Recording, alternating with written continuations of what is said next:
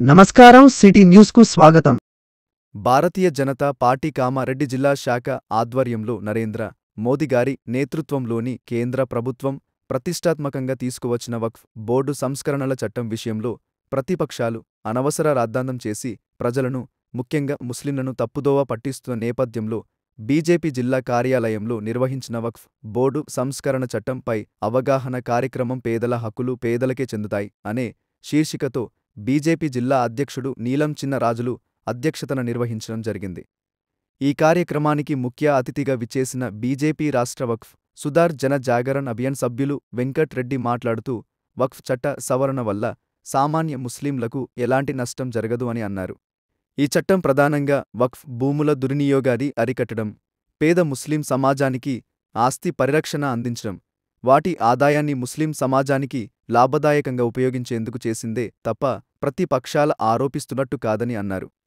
దేశంలో 8 లక్షల ఎకరాలకు పైగా వక్ఫ్ ఆస్తులు ఉన్నాయని, వీటి ద్వారా 10 లక్షల కోట్లకు పైగా ఆదాయం వచ్చినప్పటికీ కేవలం 3% ముస్లింలు మాత్రమే వీటిని అనుభవిస్తున్నారని, 97% ముస్లిం జనాభా కూడా ఈ ఫలాలు అందించాలన్నదే ముఖ్య ఉద్దేశం అని, అంతేకాకుండా కమిటీలో ముస్లిం మహిళలకు స్థానం కల్పించడం వల్ల లింగ వివక్షకు తావు ఇవ్వకుండా ఉంటుందని, ముస్లిమేతరులకు చోటు కల్పించడం ద్వారా భూతగాదాల విషయంలో ఏకపక్ష నిర్ణయాలకి తావు ఇవ్వకుండా ఉంటుందని అన్నారు।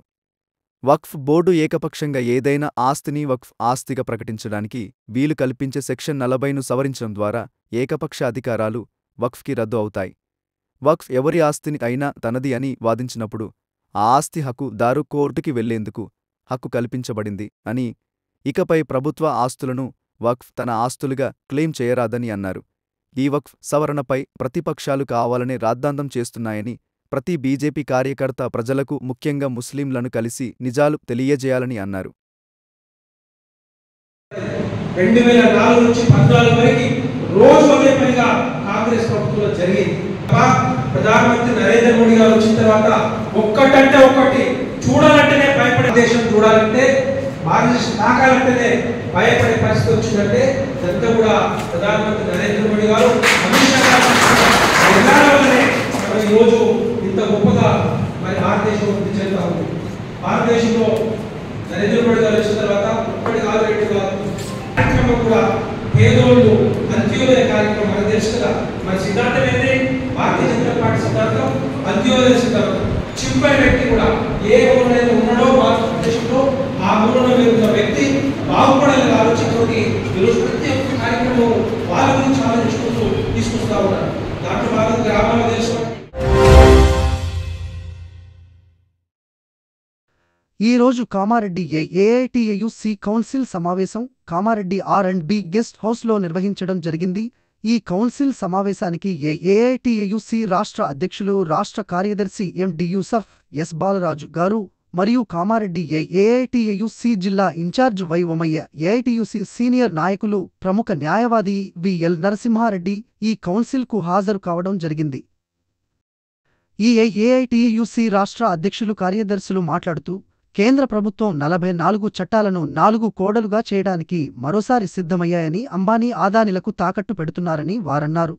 అదేవిధంగా ఇప్పటికే ఎల్ఐసి, బ్యాంకింగ్, రవాణా రంగాలను అంబానీ ఆదానీలకు అప్పజెప్పిన చరిత్ర బీజేపీ ప్రభుత్వం దాన్ని వారన్నారు। కార్మిక చట్టాలను, సుప్రీంకోర్టు జీవోను అమలు చేయకుండా ఆర్టీసీ లాంటి, సింగరేణి లాంటి ప్రైవేట్ వ్యక్తులకు, అంబానీ ఆదానీలకు అడవి సంపద, ఛత్తీస్గఢ్ లాంటి ప్రాంతాలను కూడా ఖనిజ సంపద కోసం ప్రముఖ అంబానీలకు, సామ్రాజ్యవాదాలకు అప్పజెప్తున్నారని వారన్నారు। అక్కడ ఉన్నటువంటి కార్మిక వర్గాన్ని, నిరుపేదలను అరెస్టులకు, అర్బన్ నక్సలైట్ పేరుతో అరెస్టులు చేసి అమాయక గిరిజనులను వేధించడం జరుగుతుందని, ప్రజాస్వామ్య దేశంలో నిరుపేదలను సైతం జీవించే హక్కును కాలరాస్తున్నారని వారన్నారు। అంబానీ, ఆదానీ బీజేపీ ప్రభుత్వానికి పెద్ద కొడుకులుగా పనిచేస్తున్నారని, కార్మికులు కనీసం 18 గంటలు పనిచేసిన కనీస వేతననివ్వకుండా, పీఎఫ్పీఎస్ఎస్ సౌకర్యం కల్పించకుండా, సుప్రీంకోర్టు జీవోలను అమలు చేయకుండా ఇష్టరాజ్యాంగ దేశాన్ని పాలిస్తుంది అంబానీ వారు అన్నారు।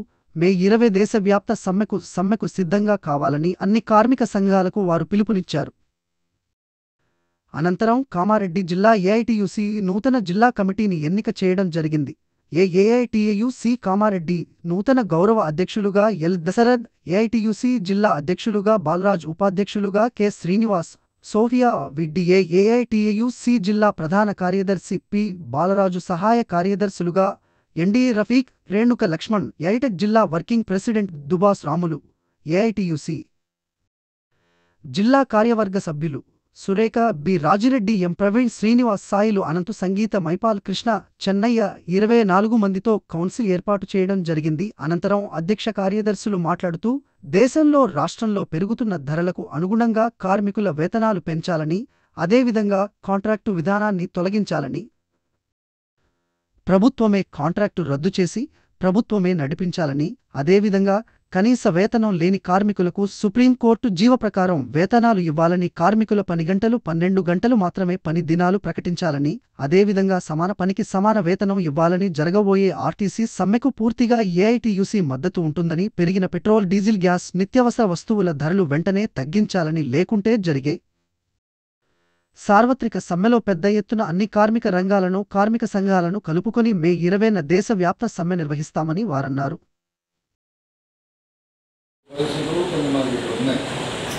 ఇక్కడే చాలా జిల్లాలో ఉన్నాయి, ఏదో సపరేట్గా కామారెడ్డి కాదు, అవన్నీ పరిష్కారం చేయడానికి మా రాష్ట్ర కమిటీగా పూర్తి స్థాయిలో ప్రయత్నాలు చేస్తాం. ఆర్టీసీలో సమస్య కేసీఆర్ గారు వచ్చేసి మొత్తం సంఘాలన్నీ రద్దు చేశాను. సంఘాలన్నీ రద్దు చేశానంటే సరిపోద్దా? రద్దు చేయడానికి ఆయన చట్టపరంగా ఆయన ఉన్నటువంటి అధికారం ఏంటి? పార్లమెంట్లో చట్టం ఆమోదం పొంది చట్టం అవుతుంది. ఒక బిల్లు ప్రవేశపెట్టి ఆ బిల్లు పార్లమెంట్లో ఆమోదం పొంది చట్టం అవుతుంది. ఆ చట్టాన్ని మనం దేశవ్యాప్తంగా ఉన్నటువంటి సంబంధిత ప్రజలకి, ఇప్పుడు మన కార్మికులు కాబట్టి కార్మిక చట్టాలు వచ్చి మనం అమలు చేస్తాం. ఆ కార్మిక చట్టాన్ని పార్లమెంట్ చేసినటువంటి కార్మిక చట్టాన్ని ఏదైనా మార్పులు చేర్పులు చేయగలిగితే పార్లమెంటే చేయాలి. కేసీఆర్ చేయడానికి వీలు ఉంటుందా? వీలు ఉంటుంది. మన వాళ్ళు బ్రహ్మాండమైన సమ్మె చేశారు, బిల్టెంట్ సమ్మె. కేసీఆర్ సంఘాలు రద్దు చేశారని భయపడిపోయారు. ఒక ఏఐటీసీ ధైర్యం చేసి కలపత్రం వేసి అన్ని డిపో దగ్గర తీసుకెళ్ళి పెంచాం. నేనే స్వయంగా జీడిపంటలు డిపో దగ్గర కూడా తెలిపాడు. మాతో మాట్లాడేవాడే లేడు, మహోట్లో చేసుకోబోతున్నారు మా కాంగ్రెస్. మేము కూడా ఓపికతో నిలబడి ఒక 2 గంటలు చూద్దాం సంగతి. ఒక ఆయన వచ్చాడు, ఆయన కలపత్రం వచ్చాడు. ఇంకోటి పోలీసు వాడు వచ్చాడు. మీరు ఎందుకు వచ్చారు ఎక్కడికంటే కలపత్రం పంచుకునేటటువంటి ప్రజాస్వామ్య దేశంలో కలపత్రం ఎవరు దగ్గరే, ఎవరు తప్పుతామని రాయాలి. దీంట్లో ఆర్టీసీ కార్మికుల సమస్యలు ఉంటే పరిష్కారం చేయమని కలపత్రం రాశాం. ఎందుకు ఏంటి అదృష్టం ఉంటే చెప్పు. మేము ఇక్కడ ఎవరు కొట్టలే, ఏడుకోమని అనేది కొట్టలే, లేకపోతే ఏ స్వార్థాలు మొదలు కొట్టలే. నువ్వు ఎందుకు వచ్చినప్పటికీ మమ్మల్ని ఎందుకు వస్తున్నాను? పోలీసు వాళ్ళు తప్పు చెప్పి వెళ్ళిపోయారు. ఏ కొట్టాగా గురించి మన వాళ్ళు ఇంకా ధైర్యం వచ్చింది. ఇంకో 3 వచ్చారు. అంటే ఆ ప్రయత్నం అందరితో ఆగిపోయింది. దాన్ని కంటిన్యూషన్ చేయాలి. అంటే మన వాళ్ళకి రేవంత్ రెడ్డితో 2.5 గంటల సేపు ఏఐటీసీగా నేను బాలరాజు గారు మా ఇద్దరు నాయకత్వంలో 30 సంఘాల నాయకులు తీసుకెళ్ళి 2.5 అవర్స్ బిస్కెట్. భూభారతి చట్టంపై జిల్లాలోని ప్రజలకు అవగాహన కల్పించడానికి ప్రతి మండల కేంద్రంలో అవగాహన సదస్సులు నిర్వహిస్తున్నామని జిల్లా కలెక్టర్ ఆశీష్ సాంగ్వాన్ తెలిపారు. భూభారతి చట్టంపై అవగాహన సదస్సులను జిల్లాలో ప్రారంభించడం జరిగిందని, అందులో భాగంగా శనివారం మీసాన్పల్లి, ఎల్లారెడ్డి, నాగిరెడ్డి రైతు వేదికల్లో నిర్వహించిన అవగాహన సదస్సులలో కలెక్టర్ పాల్గొన్నారు. ఈ సందర్భంగా కలెక్టర్ మాట్లాడుతూ భూభారతి చట్టం 14 ఏప్రిల్ 2025న ప్రారంభించడం జరిగిందని తెలిపారు. చట్టంపై ప్రజలకు, రైతులకు అవగాహన కల్పిస్తామని తెలిపారు. ధరణి స్థానంలో భూభారతి భూమి హక్కుల చట్టం తీసుకురావడం జరిగిందని తెలిపారు. ఇందులో అన్ని రకాల అప్లికేషన్స్ ఉన్నాయని, హక్కుల రికార్డులలో తప్పుల సవరణ చేసుకోవచ్చని, రిజిస్ట్రేషన్, మిటేషన్ చేయడానికి ముందు భూముల సర్వే, పెండింగ్ సాదా, బైనామా దరఖాస్తుల పరిష్కారం జరుగుతుందని, 2014 జూన్ 2 కంటే ముందు గ్రామీణ ప్రాంతంలో వ్యవసాయ భూమిని సాదా, బైనామా ద్వారా కొనుగోలు చేసి గడిచిన 12 ఏండ్లుగా అనుభవంలో ఉంటూ 12.10, 2020 నుండి 10.11, 2020 మధ్య కాలంలో క్రమబద్ధీకరణ కోసం రైతులు పెట్టుకున్న దరఖాస్తులపై ఆర్డీఓలు విచారణ చేసి అర్హత ఉన్నవారి నుండి ప్రస్తుత రిజిస్ట్రేషన్, స్టాంప్ డ్యూటీ వసూలు చేసి సర్టిఫికేట్ జారీ చేస్తారని తెలిపారు. పట్టి వాటిని రికార్డులలో నమోదు చేసి పట్టాదారు పాసు పుస్తకమిస్తారని తెలిపారు. వారసత్వంగా వచ్చిన భూములకు మ్యుటేషన్ చేసే ముందు నిర్ణీత కాలంలో విచారణ, పాసు పుస్తకాలలో భూమి పటం, ఈ భూముల సమస్యలు పరిష్కారానికి 2 అంచెల అప్పీల్ వ్యవస్థ ఉంటుందని తెలిపారు.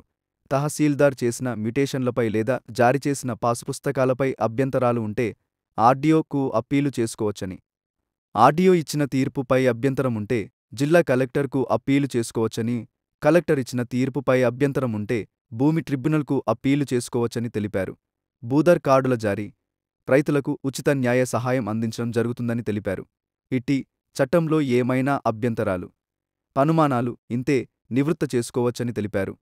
గతంలో ధరణిలో అప్పీలుకు ఆస్కారం లేనందున సివిల్ కోర్టుకు వెళ్లవలసి ఉండేదని, ప్రస్తుతం తహసీల్దార్ ఇచ్చిన తీర్పులో అభ్యంతరముంటే సర్దుకు, ఆర్డీఓ తీర్పులో అభ్యంతరముంటే కలెక్టర్కు అప్పీలు చేసుకోవచ్చని, కలెక్టర్ ఇచ్చిన తీర్పు అభ్యంతరముంటే భూమి ట్రిబ్యునల్కు అప్పీలు చేసుకునే ఆస్కారం ఉంటుందని తెలిపారు. ఆర్డీఓ మన్నే ప్రభాకర్ మాట్లాడుతూ భూభారతి చట్టాన్ని సరళీకృతం చేయడం జరిగిందని, ఈ చట్టం గురించి ప్రజలకు, రైతులకు తెలిసే విధంగా ప్రతి మండలంలో అవగాహన సదస్సులు ఏర్పాటు చేయడం జరుగుతున్నదని తెలిపారు. ఈ కార్యక్రమంలో Yellareddy market committee chairperson Rajitha, తాయ తహసీల్దార్లు, గ్రామస్తులు, రైతులు, పలువురు ప్రజా ప్రతినిధులు పాల్గొన.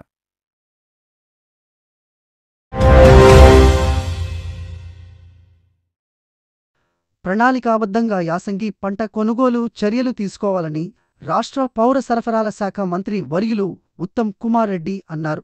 శనివారం హైదరాబాద్ నుంచి రాష్ట్ర పౌర సరఫరాల శాఖ మంత్రి వర్యులు ఉత్తమ్ కుమార్ రెడ్డి సన్న బియ్యం సరఫరా, ధాన్యం కొనుగోలుపై పౌర సరఫరాల శాఖ కమిషనర్ డిఎస్ చౌహాన్తో కలిసి జిల్లా కలెక్టర్లతో వీడియో కాన్ఫరెన్స్ ద్వారా సమీక్ష నిర్వహించారు. మంత్రి ఉత్తమ్ కుమార్ రెడ్డి మాట్లాడుతూ అకాల వర్షాలు కారణంగా రైతులు నష్టపోకుండా నాణ్యమైన ధాన్యాన్ని వేగవంతంగా కొనుగోలు చేయాలని మంత్రి సూచించారు. దేశంలో అత్యధికంగా వరి పంట పండిస్తున్న రాష్ట్రంగా తెలంగాణ ఆవిర్భవించిందని, వానాకాలంలో 153 లక్షల మెట్రిక్ టన్నుల ధాన్యం, యాసంగిలో 127.5 లక్షల మెట్రిక్ టన్నుల ధాన్యం పంట పండిందని అన్నారు. వానాకాలం పంట కొనుగోలు సజావుగా ఎటువంటి ఇబ్బందులు లేకుండా నిర్వహించినందుకు కలెక్టర్లకు, అదనపు కలెక్టర్లు, పౌర సరఫరాల అధికారులకు, ఇతర సిబ్బందికి మంత్రి అభినందనలు తెలిపారు. వానకాలం కంటే అదనంగా యాసంగి సీజన్లో 70 లక్షల మెట్రిక్ టన్నుల ధాన్యం కొనుగోలు చేయాల్సి ఉంటుందని మంత్రి తెలిపారు. ధాన్యం కొనుగోలు అంశంపై జిల్లా కలెక్టర్లు ప్రత్యేక దృష్టి సారించి ప్రత్యేకంగా మానిటర్ చేయాలని అన్నారు. రైస్ మిల్లర్లు తాళ్లు, తరుగు పేరు మీద ఎటువంటి కోతలు లేకుండా జాగ్రత్తలు పాటించాలని అన్నారు. ధాన్యం కొనుగోలు ప్రక్రియ సజావుగా జరిగేందుకు అధిక ప్రాధాన్యత అందించాలని, దీనికి అనుగుణంగా జిల్లాలలో ఐకేపీ ట్యాక్స్ కొనుగోలు కేంద్రాలను వెంటనే ప్రారంభించాలని మంత్రి అధికారులను ఆదేశించారు. కొనుగోలు కేంద్రాలలో అవసరమైన మౌలిక వసతుల కల్పనకు చర్యలు తీసుకోవాలని అన్నారు. జిల్లాలలో ఎక్కడైనా కొనుగోలు కేంద్రాలలో మౌలిక వస్తువుల కొరత ఉంటే కలెక్టర్లు వాటిని కొనుగోలు చేయవచ్చని మంత్రి తెలిపారు. భారత ఆహార సంస్థ మార్గదర్శకాలు ప్రకారం నూకల శాతం 25 దాటకుండా చూడాలని అన్నారు. ప్రభుత్వం అందించే ధర కంటే అధికంగా అందిస్తే మాత్రమే రైతులు ప్రైవేట్గా బియ్యం అమ్ముకోవాలని, తక్కువ ధరకు ఎట్టి పరిస్థితుల్లో అమ్మడానికి వీలు లేదని అన్నారు.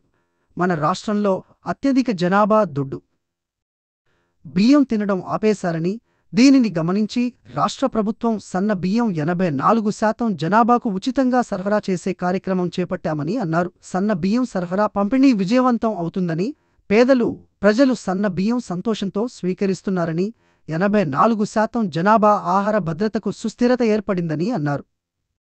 13,000 కోట్లు ఖర్చు చేసి 30 లక్షల మెట్రిక్ టన్నుల బియ్యాన్ని రేషన్ కార్డుదారులకు ఉచితంగా పంపిణీ చేస్తున్నామని, ప్రభుత్వానికి మంచి పేరు వచ్చేలా చూడాలని అన్నారు.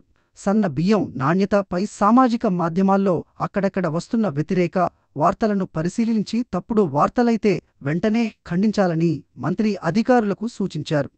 నీటిపారుదల ప్రాజెక్టుల పరిధిలో ఎక్కడైనా త్రాగు నీటి సరఫరా ఇబ్బందులు, కొరత ఎక్కడైనా ఉంటే సమాచారం అందించాలని, వాటిని పరిష్కరించేందుకు కృషి చేస్తామని మంత్రి పేర్కొన్నారు.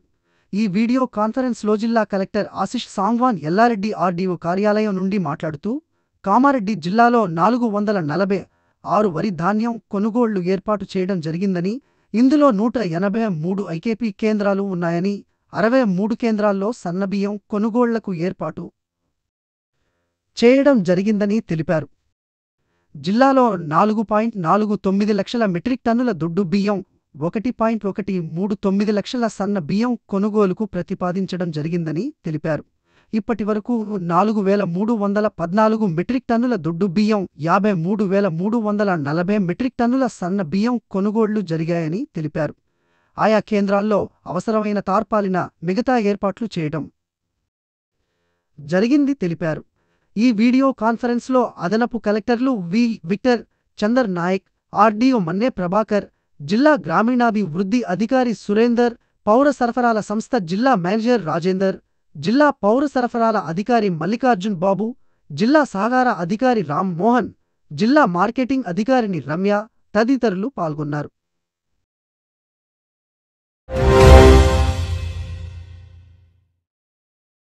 ప్రపంచ వారసత్వ దినోత్సవం 2025 పురస్కరించుకొని ఈరోజు దోమకొండలో ఉన్నటువంటి చారిత్రాత్మక కట్టడాలైన బురుజు, ఉపగడ్డ, దోమకొండ కోట గురించి, చారిత్రాత్మక కట్టడాల విశిష్టత గురించి వివరిస్తూ విద్యార్థులు దోమకొండలోని ప్రధాన వీధుల గుండా ర్యాలీ నిర్వహించి ప్రజలకు వారసత్వ సంపద పై అవగాహన కల్పించడం జరిగింది.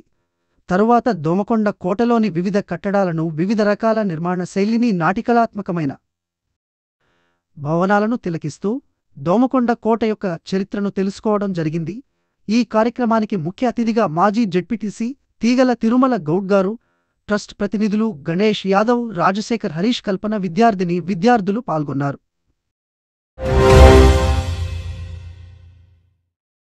ఈరోజు కామారెడ్డి మార్కెట్లో పసిడి ధరలు 10 గ్రాముల బంగారం 96,800 వెండి, 1000 రూపాయలు.